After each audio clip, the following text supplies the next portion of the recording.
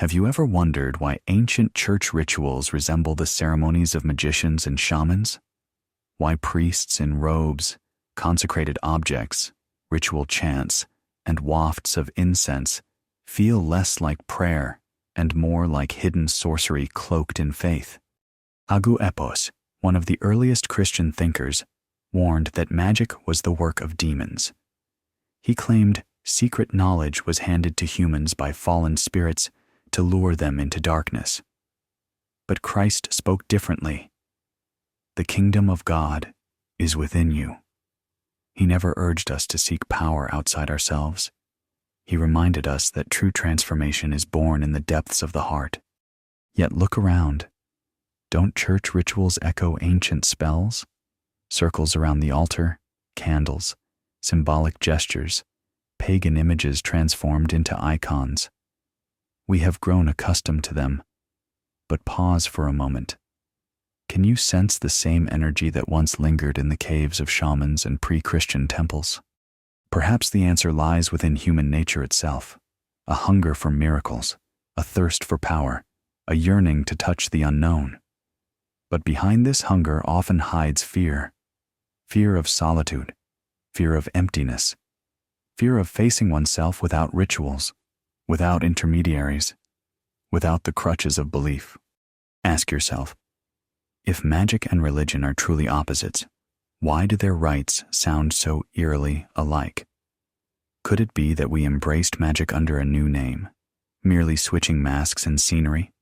True spirituality needs no intermediaries.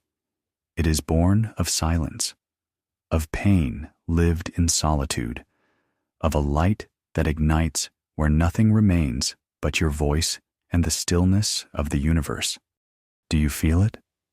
It's an invitation to look deeper, not into books, not into altars, but into yourself. Is there a difference between prayer and a deal? When someone hands a priest an envelope of money and asks for health, wealth, or debt relief, is that spirituality or merely a subtle form of commerce? Across temples worldwide, there are special services. Prayers for business success, for conceiving a child, for saving a marriage. They sound like ancient incantations, where words have become merchandise and blessings carry a price tag. Worshippers light candles for business deals, write names on slips of paper as if mailing requests to an unseen banker expected to process them and issue divine receipts. Centuries ago, magicians too accepted offerings for their rituals, a cup of wine, a few coins, a chicken's heart, in exchange for love, power, victory. Is this not the same ancient pattern reborn in new garments? Ask yourself honestly, who responds to these pleas? The God who said, "Store up for yourselves treasures in heaven," or the forces that have always preyed on human longing? True prayer is not a transaction. It is a whisper of the soul into silence, where you ask for nothing but learn to release everything. But how many are ready for such a prayer? One with no promises of success, no guarantees of riches, no special offers for a suffering ego.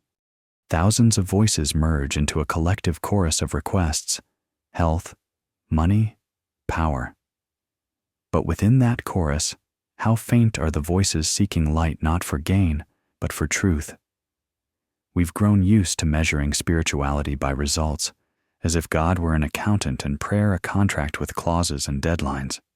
Pause. Feel. Can you speak to the divine asking for nothing but understanding and the strength to embrace the world as it is? That is true spirituality, when you cease being a customer and become a seeker. Look at an icon. At first glance, it's merely an image, wood, paint, varnish. But why do believers gaze upon it with tears in their eyes? Why do they kiss the cold surface as if it were alive? Why do they expect miracles, healings, and protection from these wooden panels? The history of icons is a history of transformations. Once, these images were not Christian at all. Before them came pagan statues, amulets, talismans bearing the likenesses of gods and spirits. Romans carried small boxes with images of Jupiter and Aphrodite.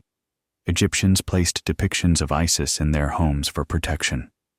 These traditions never vanished. They merged with a new faith, changing names and faces. Today, processions with icons echo ancient mysteries.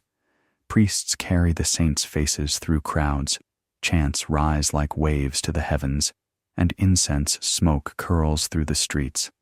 The masses follow with candles in hand, just as ancient priests once walked in nocturnal rituals.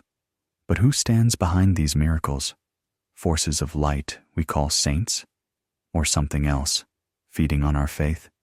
Many speak of miraculous icons. Some say wood wept, others claim a face healed the sick. But few ask, if an icon is only an object, why does it manifest power? Could that power flow not from the panel, but from the collective energy of believers? Or perhaps from unseen entities drawn to that energy? Imagine this as an ancient ritual, cloaked in a new symbol.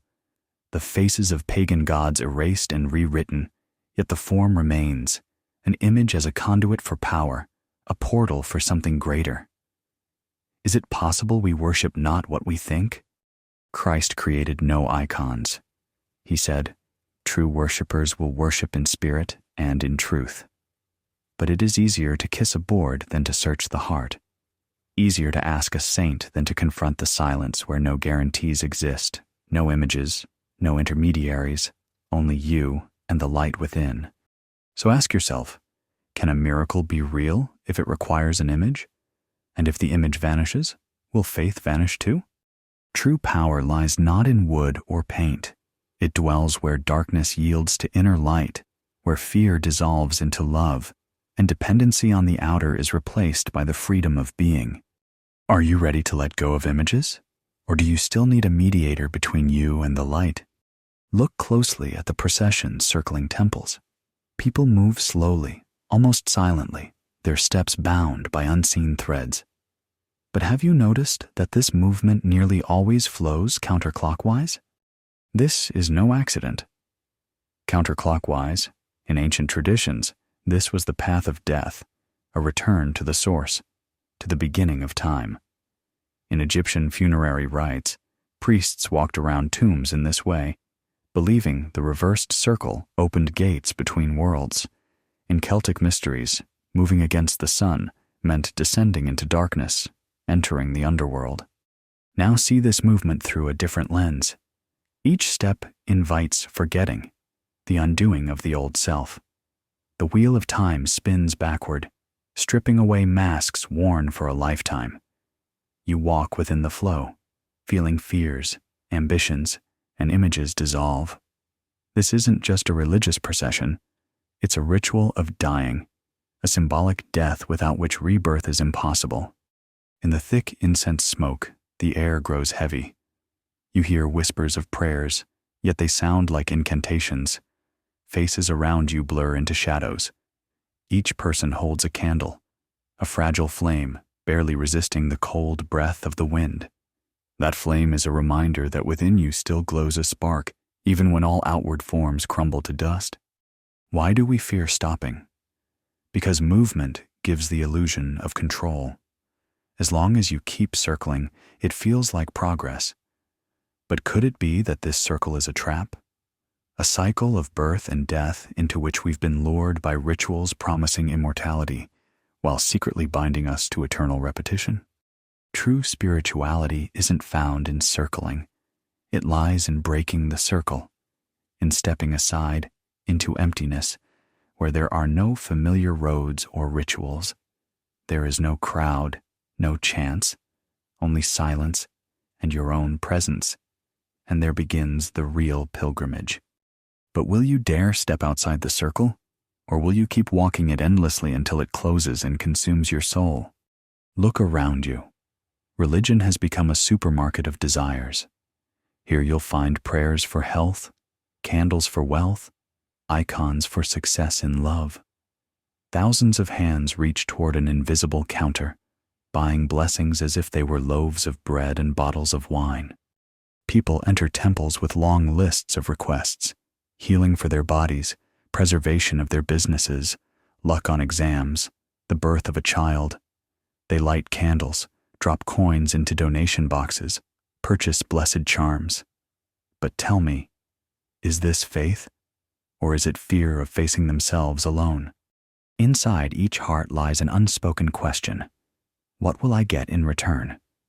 We've grown accustomed to seeing God as a celestial service provider. We don't seek light. We seek favorable contracts. I'll give a donation, and you give me health. I'll light a candle, and you protect my son. I'll circle the temple 3 times, and you make me loved. So did the ancient pagans.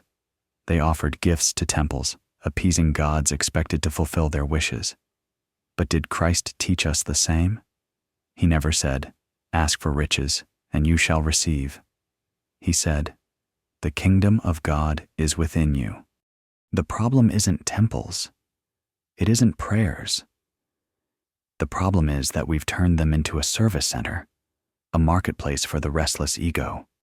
Look honestly, how many of your prayers have been about becoming better, and how many about getting more? How often have you stood before an altar asking not for wisdom, but for money, not for light, but for triumph over enemies? True spirituality is not a catalog of desires. It begins where asking ends, where you come to God without a list of needs, without expectations, without deals, where you can say, "I am here not to take, but to be." But are we ready for this? Are we ready to abandon the script of "I pray, you give"? Or are we still children asking for candy from a heavenly parent? Pause. Feel the silence. Feel everything you ever wanted dissolve. Without desires, there is no pain. Without pain, there is no fear. And without fear comes freedom. That is the true kingdom. Not for sale, not earned by gold or candles or 1,000 prayers. So ask yourself, if your faith brings you nothing, will you still believe? Or is faith for you only a convenient tool to get what you want? Every spring, as millions of eyes turn to Jerusalem, an ancient ceremony unfolds. Priests enter the Edicule, a small chapel within the Church of the Holy Sepulchre. Inside, darkness, the murmur of prayers, a tension thick enough to choke on. And suddenly, as if by an unseen hand, a light flares, the holy fire believed to descend from the heavens. Crowds erupt in joy. People weep, shout, reach for the flame to light their candles and carry a piece of the miracle home. For the first few minutes, the fire does not burn. This, too, is offered as proof of its divine origin. But pause. Listen to the silence beneath the crowd's applause. Ask yourself, what are you truly seeing? A miracle? Or a carefully choreographed ceremony, refined through centuries of repetition? For hundreds of years, chronicles have whispered curious details. Sealed doors where none may enter. Oils meticulously prepared the night before. Witnesses claiming they saw priests with flints and wicks hidden in the chapel's shadows. Even cautious admissions from church leaders that the phenomenon was never officially declared a miracle. Now ask the deeper question. Why do we so desperately need to believe this fire descends from heaven? Why do we cling to the idea of an external miracle even when facts whisper otherwise? Perhaps because it's easier to believe in a visible sign than to ignite the flame within. We fear to admit that the divine does not arrive in a blaze handed to a crowd. It comes quietly when no one is watching, when there are no cameras or rituals. It burns in your heart when you choose love over fear, truth over comfort. But crowds always crave a spectacle, and when the divine is silent, it can be replaced with a beautiful ceremony. In a world where everything is for sale, even miracles can become commodities. People pay for tickets to witness the descent of fire, and while there, they purchase souvenirs, icons, and blessed candles. Is this spirituality? Or is it theater with a script so old no one remembers who wrote it? True fire is not bought with coins. It does not pass from candle to candle. It sparks where a person dares to stop deceiving themselves, where they finally say, I am ready to burn, to become light. Are you ready for that?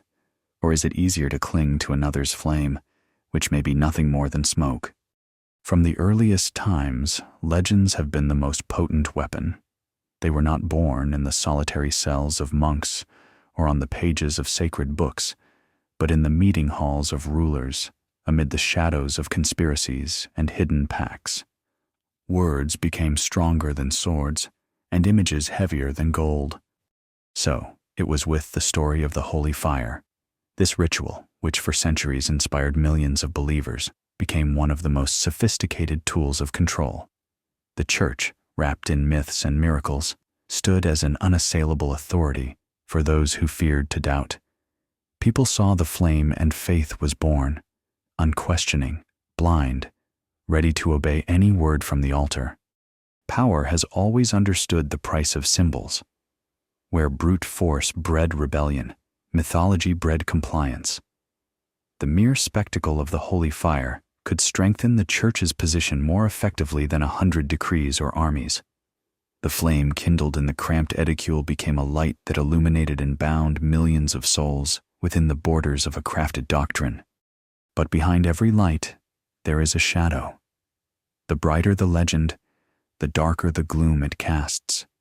In the shadow of the holy fire, crusades were waged, heretics tortured and burned, alliances forged with kings and emperors, all to preserve the power fed by the people's belief. Miracle legends are chains, forged from words and fear. They glitter like gold, but keep people rooted in place, unable to step beyond imposed truths. Each tale of the wondrous fire becomes another brick in the wall separating a person from their own spirituality.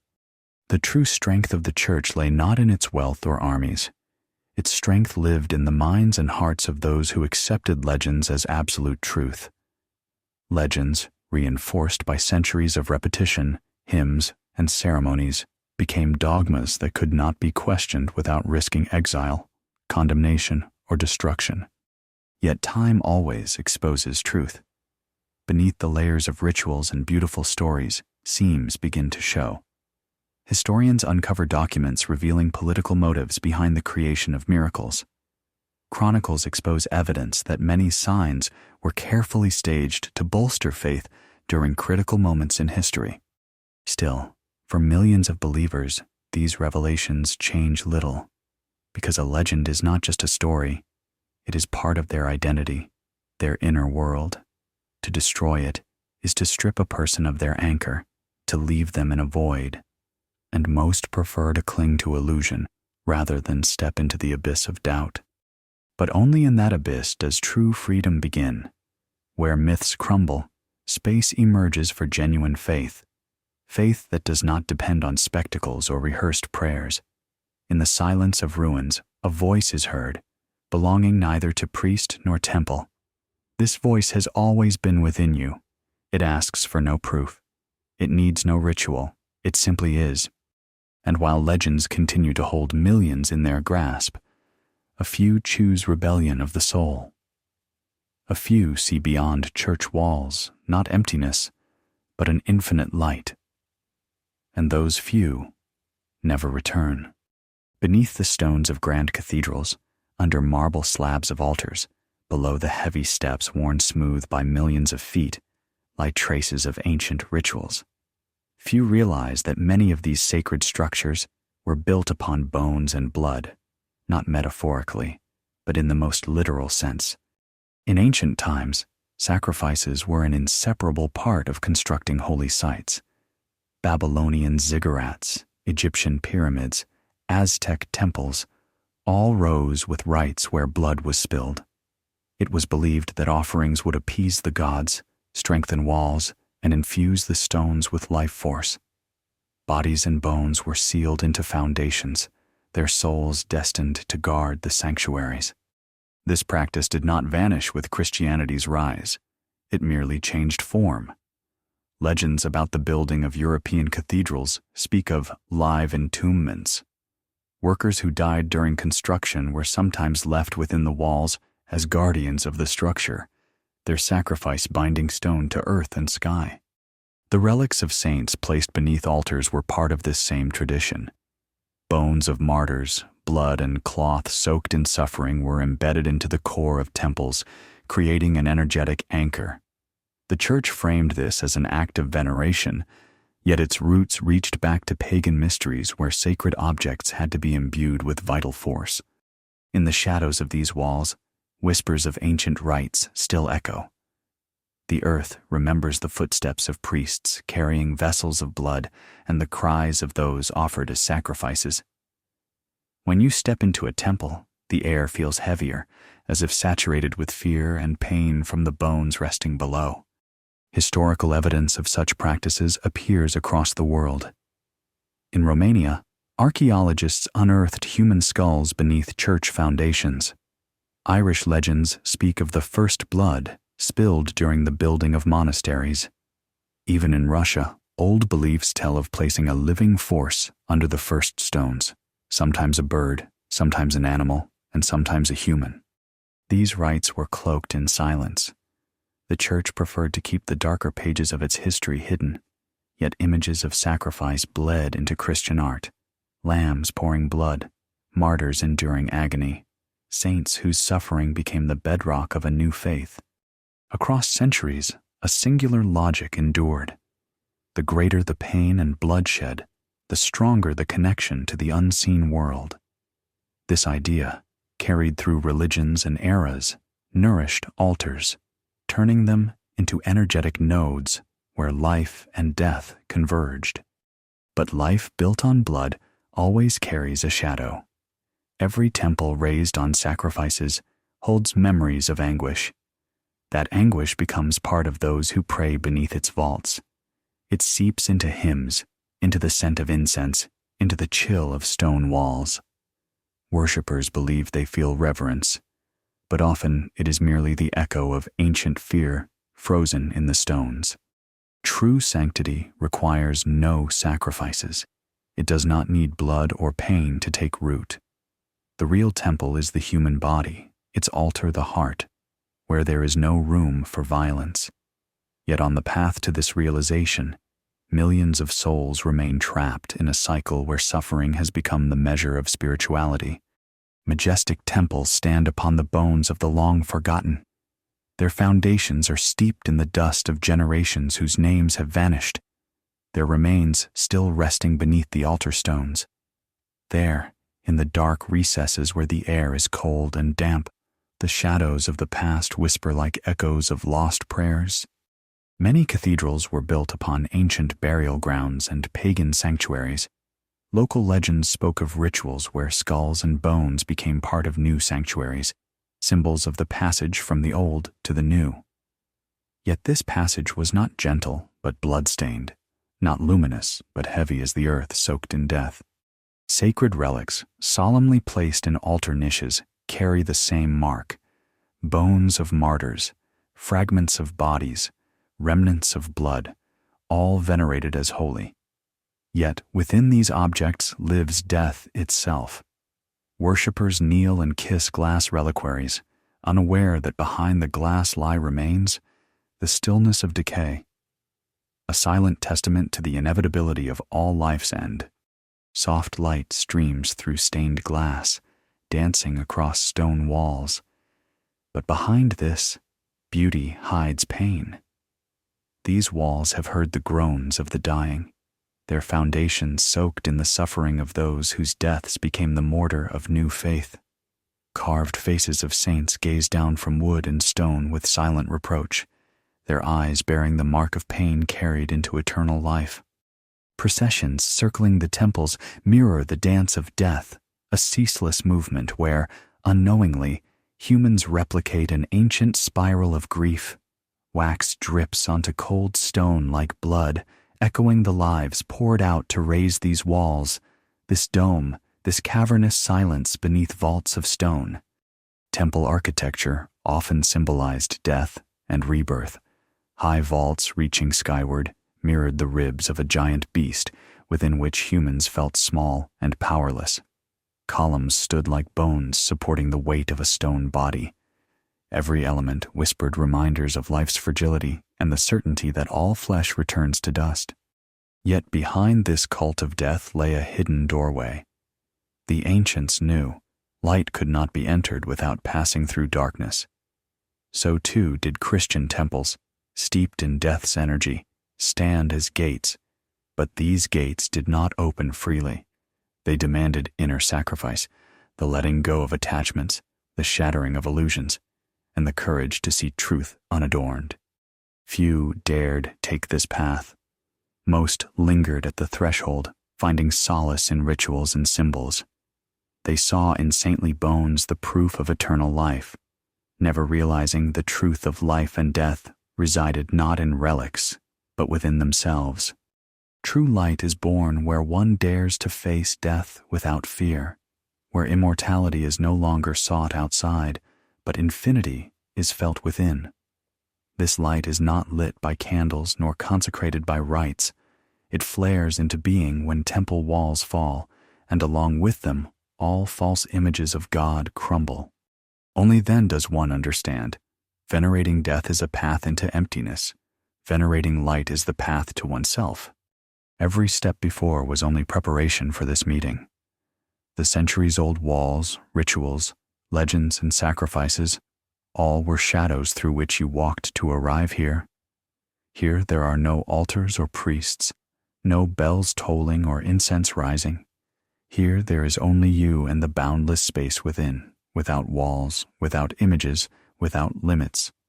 You stand at the center of your own soul, and the silence of this place is louder than any choir.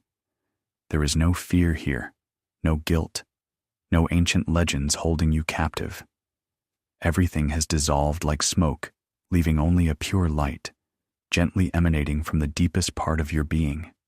You understand now. The true miracle is not in the fire kindled in a temple once a year, nor in the relics hidden beneath marble slabs. The true miracle is that you are alive, that your heart beats, and your lungs fill with breath, that even amid pain and darkness, you are still capable of love. Rituals taught you to seek power outside, in icons, prayers, and the words of others. But now you see, the source of strength was always within. It requires no candles or offerings. It needs no words. This source is silent and infinite, like existence itself. Every time you chose forgiveness over hatred, understanding over judgment, trust over fear, you were already stepping into this sacred space.